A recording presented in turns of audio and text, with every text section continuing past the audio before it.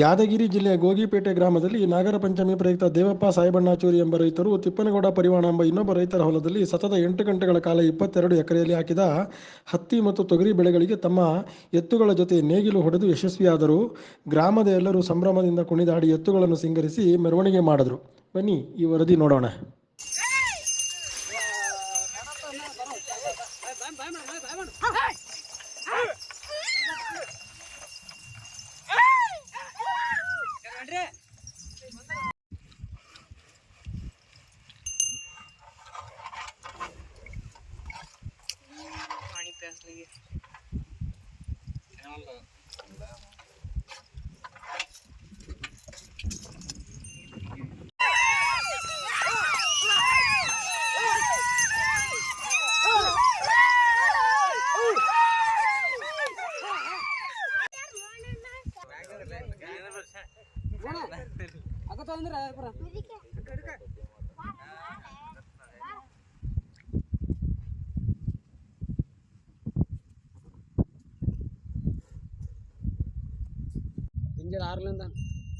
Hello, ಇದು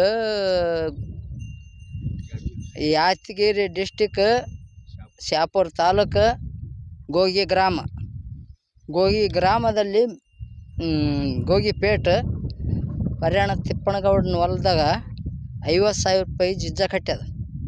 ಅದಕ್ಕೆ ಇದು 20 ಎಕರೆ ಹೊಲ ಹೊಡೆದ್ರೆ 50,000 ರೂಪಾಯಿ ಕೊಡ್ತೀನಿ ಅಂದ್ರೆ 22 ಎಕರೆ ಹೊಡೆದ್ರೆ 50,000 ರೂಪಾಯಿ ಕೊಡ್ತೀವಿ. ಜಿಜ್ಜ ಎರಡು ಎತ್ತು ಹೊಡೆಯೋದನ್ನ ಇಬ್ಬರೇ ರೀ. ಎಷ್ಟಕ್ಕೆ ಚಾಲು ಮಾಡಿರಿ? ಮುಂಜಾನೆ 6 ಗಂಟೆ ರೀ. ಎಷ್ಟು ತನ ಮುಗಿತದ ಇದು? 6 ಗಂಟೆ ಅವ್ರು ಹೇಳ್ಯಾರ್ರಿ, ನಾವು ಹೊಡೆಯೋದು 5 ಗಂಟೆ ಹೇಳಿವ್ರಿ. ಎತ್ತು ಯಾರು ರೀ? ಎತ್ತು ಚೂರಿ ಸಾಬಣ್ಣವ್ರಿ, ಅವ್ನ ಮಕ್ಕಳು ಹೊಡ್ಲಿಕತ್ತಾರ. ಜಿಜ್ಜ ಯಾರು ಕಟ್ಟಾರ್ರಿ? ಜಿಜ್ಜ ನಮ್ಮೂರಾಗ ಕಟ್ಯಾರ್ರಿ.